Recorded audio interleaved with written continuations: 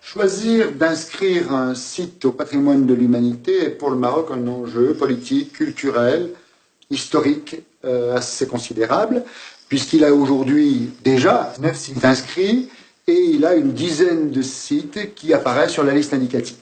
Donc, si la municipalité de Figuigues, le délégué à la culture pour la province, le président Amarabou, ont choisi de confier à l'Université Paris Diderot la coordination d'une équipe pour l'inscription de ce site, c'est parce qu'il y avait des intérêts en jeu et que l'université essayait de maîtriser une équipe pluridisciplinaire.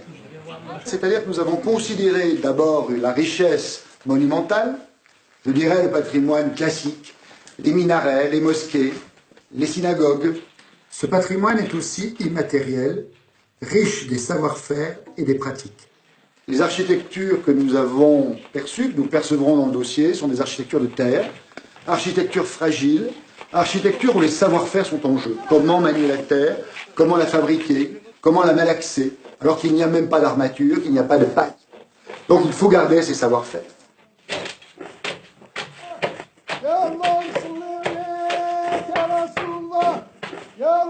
Alors, le savoir technique, le savoir immatériel, c'est aussi le travail des femmes, bien entendu, les tissus, le filage, la teinture. Ce fut à un moment le travail des forgerons, le travail des orfèvres, et donc il faut préserver, il faut parfois revivifier les choses qui disparaissent. On a surtout, bien sûr, dans cette oasis, un paysage culturel, un paysage fabriqué où la maîtrise de l'eau, la lutte pour les sources, très violente parfois, notamment au XVIIIe siècle, puisque notre chantier archéologique a pour but de savoir ce qui s'est passé dans ce XVIIIe siècle entre le Czar de Djaber et le Czar de la place Ajdir. Donc cette histoire doit être préservée, doit être revivifiée, travaille sur la mémoire. L'intérêt de la candidature de Figuigues au patrimoine de l'humanité réside aussi dans la possibilité pour le Maroc d'équilibrer ainsi son patrimoine exceptionnel vers le désert, vers l'Est et le Sud, et en pays berbère. C'est une façon de promouvoir développement durable et tourisme, respectueux des traditions et d'un milieu fragile.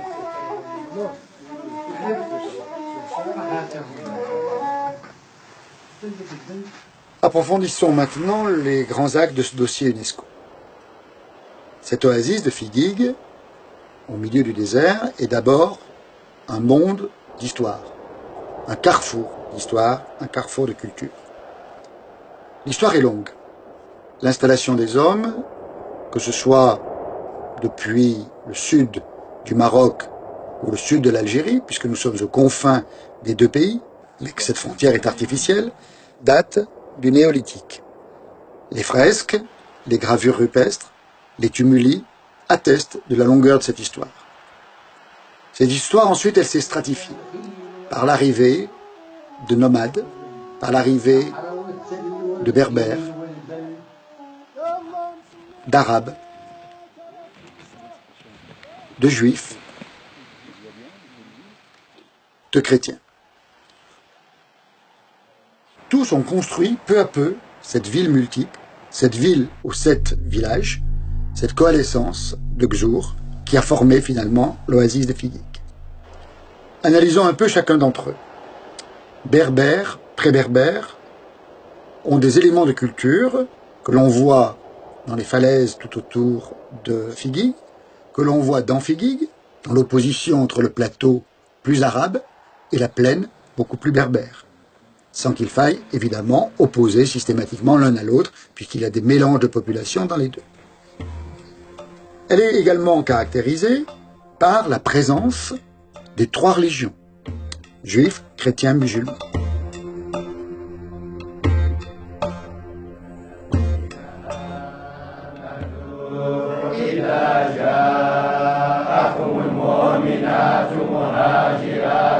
On le saisit très particulièrement dans les recherches que l'université, l'école d'architecture Paris-Val de Seine ont menées dans la synagogue de Figeac.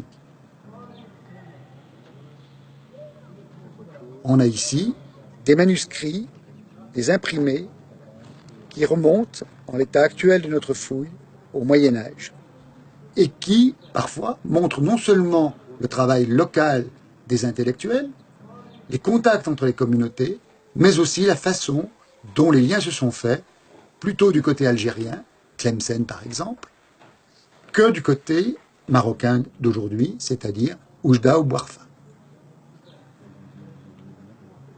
Et nous avons compris qu'il y a encore beaucoup de choses à découvrir dans la Geniza elle-même, sous le plancher de la synagogue.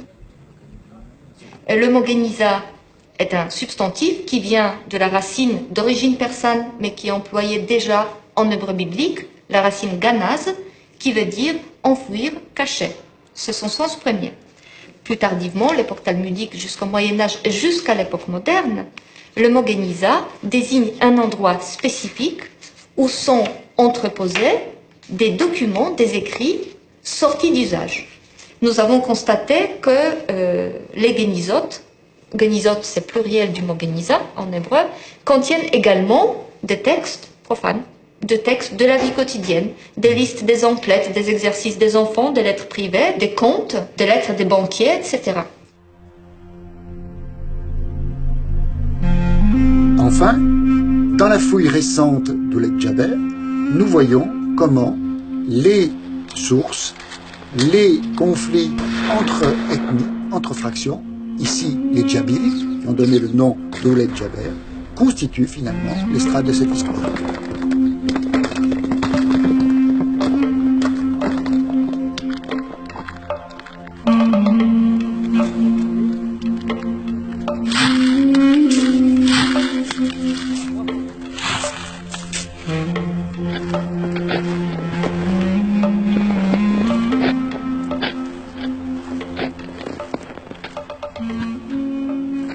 Cette histoire a façonné une architecture gzourienne.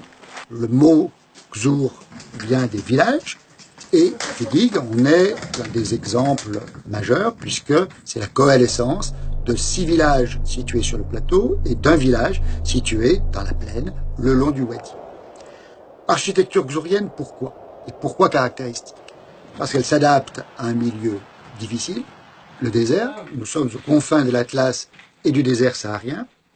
Donc une chaleur pratiquement toute l'année, et le village va donc, par son labyrinthe, par les arcanes de ses rues, par aussi les arcanes des maisons, protégé de la grande chaleur. Il va aussi protéger de la violence, violence des coups de vent, violence aussi des inondations qui peuvent être extrêmement brutales et emmener des matériaux, des hommes, des bêtes. Architecture qui est double. Architecture monumentale, nous voyons par les mosquées, les marabouts, le palais du Pacha, que l'on a là une architecture de type occidental. Architecture également vernaculaire, simple, populaire, faite sans architecte. Je viens d'arriver de Casa spécialement pour finir les travaux de ma maison. À cause de ce qui est arrivé il y a un an, des pluies qui ont démoli plusieurs maisons, causé de la perte à la mosquée. Et maintenant, j'ai des maisons démolies autour de moi.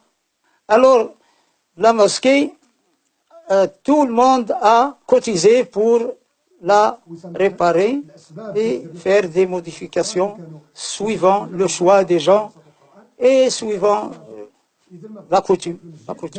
Dans cette construction sur le temps long d'une histoire de Figuig, les hommes ont mis des pratiques et des sociabilités. Les pratiques partent, dans un milieu xourien, des matériaux à disposition. L'eau et la terre.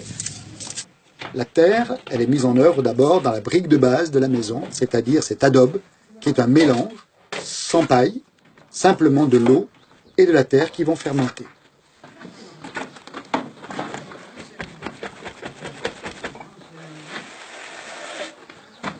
Elle est mise en place aussi par le bois. Le bois va être pris dans la palmeraie, il va être découpé, stocké, il va ensuite être mis en œuvre dans l'arche ou dans la toiture. Dans la toiture, on va utiliser le haut du palmier, le carnave. Ainsi, la maison est issue d'une pratique et d'une utilisation optimale des matériaux.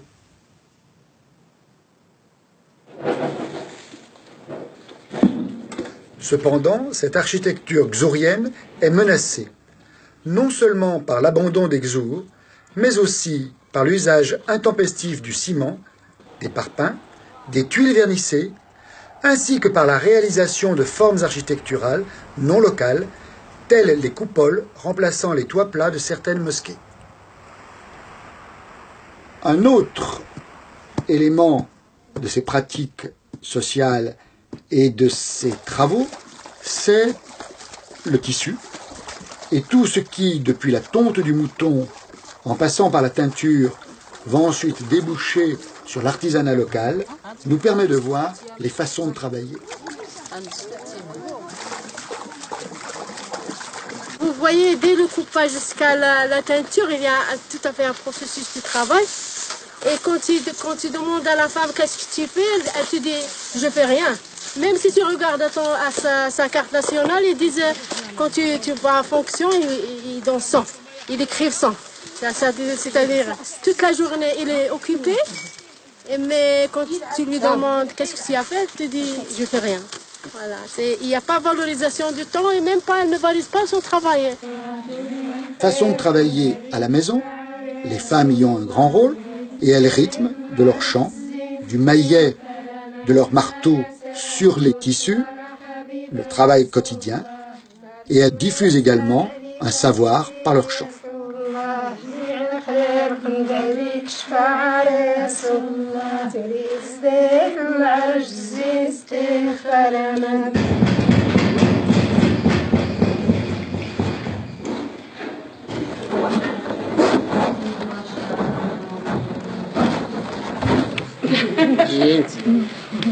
Pratiques sociales qui ont trait également à la cuisine, à la façon de recevoir, à la façon de préparer le repas, puis de le consommer. Un bel exemple est offert évidemment par le couscous, par le feu, par le travail de la farine, toute cette préparation qui va déboucher sur les grands repas du vendredi, mais aussi des fêtes, enterrements, mariages et pèlerinages. Le pèlerinage est un grand moment. On le voit depuis la porte et l'accueil, la place que l'hôte tient, à la fois l'hôte qui reçoit et l'hôte qui est reçu. La stratification horizontale et verticale dans la société.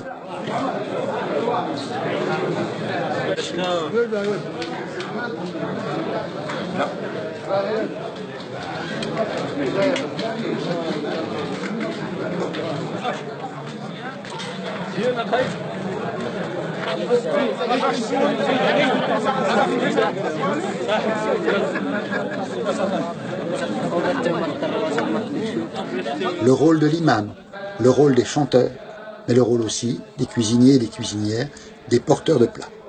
Ainsi s'organisent des pratiques, un savoir-faire, un savoir-vivre, des traditions, tournant autour de ce milieu du désert qui est avant tout hospitalier. Le dernier aspect du dossier UNESCO, et non le moindre, est celui qui résulte de la construction d'un paysage culturel. Plusieurs notions s'y mêlent.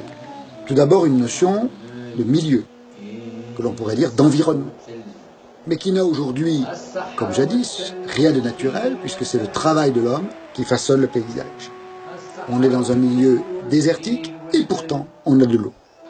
Cette eau, il convient donc de l'acheminer, de la distribuer, de la répartir. Il convient également d'en déterminer la teneur en sel, la qualité, salinité qui peut provoquer des dégâts, qui peut détruire la palmeraie.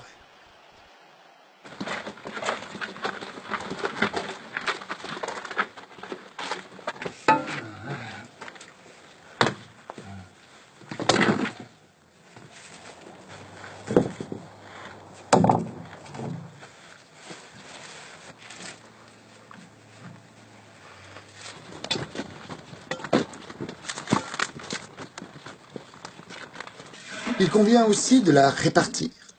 Le répartiteur est un phénomène de très longue durée qui se mesure au volume d'eau, à la superficie en hectares ou en arpents de la terre, mais aussi en temps écoulé. Et le travail de l'aguadier est ici un travail essentiel. O sable, puis préciser. Donc ici, pour la faire, voilà. Une petite mesure. Il y a la première abonnée, il y a consommé 2, 4,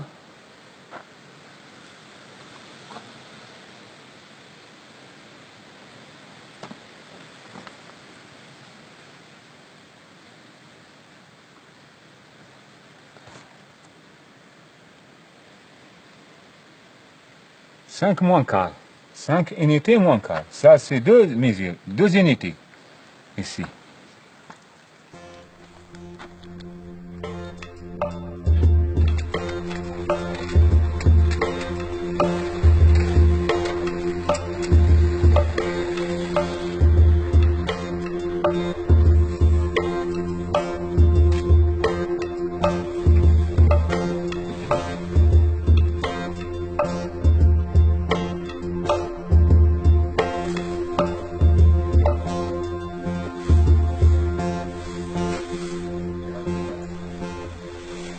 C'est aussi le mélange de pratiques sociales qui ont construit un paysage étagé.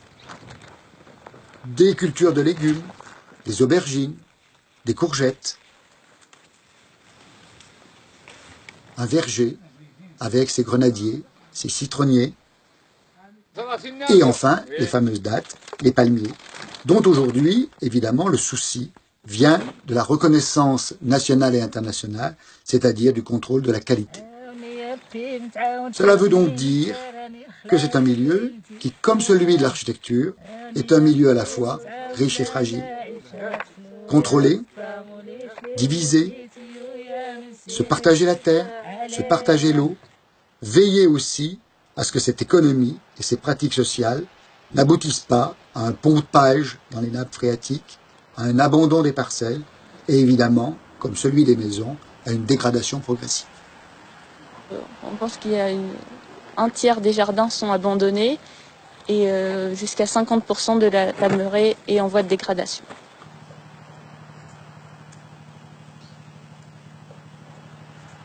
Pour le Ksarlou Darir, 80% de l'habitat est abandonné. Je suis à Figuig dans le cadre d'une mission pour mon doctorat, qui a pour but d'étudier l'enjeu de la protection et du développement d'un paysage culturel, donc ici le cas de l'oasis de Figuig. Le but, c'est d'analyser les pratiques de gestion liées à la palmeraie en tant que patrimoine culturel, tout en permettant le développement durable de la palmeraie. Ici, voilà.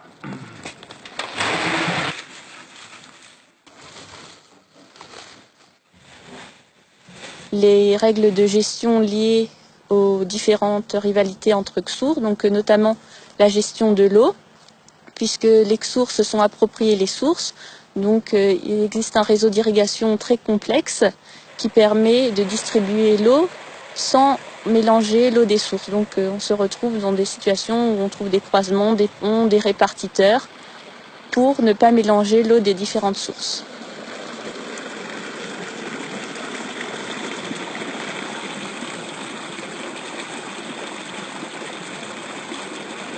J'ai déjà effectué 2 missions à Figuig dans le cadre de mon Master 1 et Master 2, comme d'autres étudiants de l'Université Paris 7. Donc je me suis principalement intéressée à l'évolution de la palmeraie. Et une des conclusions a été que la dégradation de la palmeraie est surtout causée par des facteurs sociaux. Donc l'immigration, ce sont surtout les familles qui quittent l'oasis et donc abandonnent leurs jardins. Donc les jardins ne sont plus entretenus et se dégradent petit à petit. Le dossier de l'UNESCO, c'est un dossier qui aujourd'hui va devenir quelque chose à la fois d'historique, de scientifique, puisque nous le déposons, mais c'est aussi évidemment une volonté politique forte et de l'État marocain et des autorités locales. Cette coopération et ce partenariat est un outil de développement pour la ville de Figuig. Une ville qui vit dans une situation très délicate, isolée, marginalisée, enclavée, avec une frontière quasiment fermée. Devant cette situation, le conseil municipal a choisi une coopération décentralisée. La coopération décentralisée au Maroc s'entend une coopération interne et une coopération externe. En France, par exemple, le Conseil général de Seine-Saint-Denis, pour résoudre les problèmes d'assainissement liquide, équipement des services municipaux en outils informatiques, de formation des ressources humaines, renforcement des compétences. Une autre coopération qui est très ambitieuse, c'est la coopération qu'on a liée avec l'Université Paris 7 et l'École nationale supérieure des architectes, afin de constituer un dossier pour le présenter auprès de l'UNESCO, dont l'objectif est de classifier la ville de Figuig comme patrimoine universel.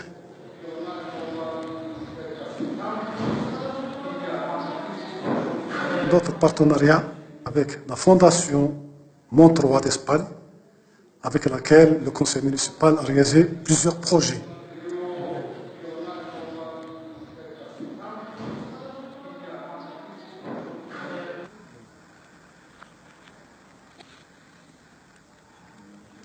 D'autres partenariats,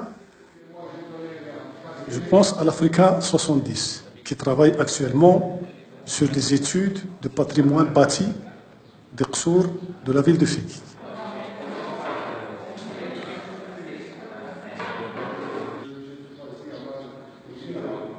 Ce patrimoine peut générer de l'emploi, créer des entreprises locales, créer des activités professionnelles pour le tourisme, générer des richesses pour la population. Que ce soit l'Université Paris 7, que ce soit le Conseil général, que ce soit la Fondation Montroi, que ce soit l'Africa 70, ou même nos partenaires hollandais, à travailler ensemble dans le cadre de préserver et de conserver notre patrimoine. Patrimoine matériel et immatériel.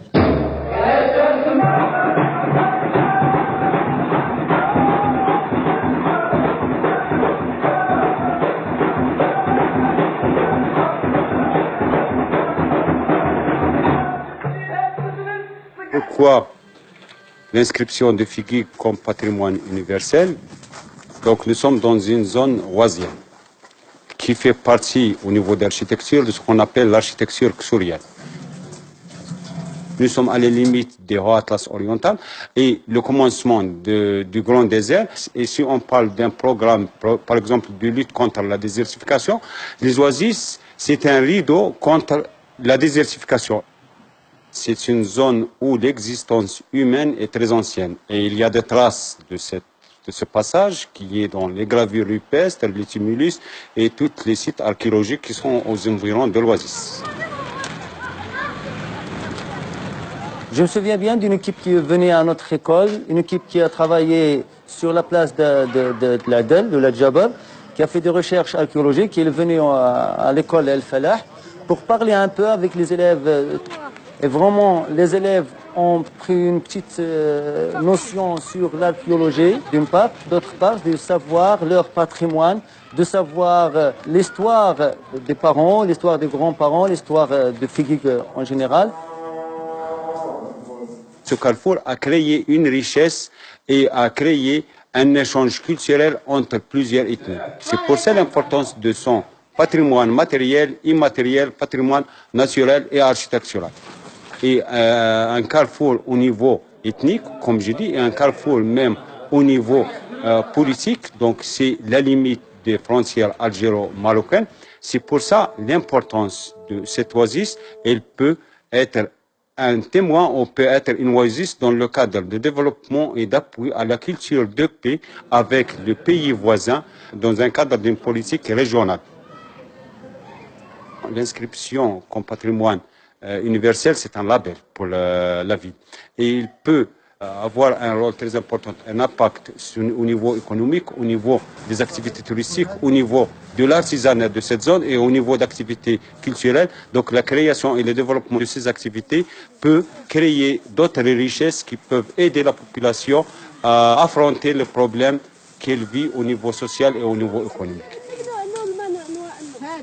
L'association été créée en mars 2000. Parmi ses objectifs, elle travaille pour les femmes et elle organise des expositions de produits artisanaux, soit au niveau local ou international ou national. Et elle organise en même temps des réunions de sensibilisation au niveau de sanitaire, au niveau de l'éducation, au niveau de la sauvegarde de l'environnement. Ce tableau représente un événement inoubliable ici à Figuig. C'est la première rencontre avec le roi qui nous a confié la gestion d'un centre de qualification de la femme figuigienne. Et Inch'Allah. Voilà. Au niveau des attentes sociales, c'est une oasis où il y a beaucoup de problèmes au niveau social, le problème de chômage, le problème de l'immigration. Donc si on préserve cette oasis et on préserve son patrimoine matériel et immatériel, on va créer des richesses et on va créer des autres alternatives pour les populations qui peuvent aider à l'installation des habitants au niveau de cette zone. Il y a un très grand savoir-faire au niveau de la gestion de l'eau, au niveau de l'architecture en terre, qui est une architecture alternative à l'échelon international maintenant. Et ce savoir-faire, il peut être transmis premièrement aux autres oasis et aux autres pays, et il peut être transmis aux générations futures.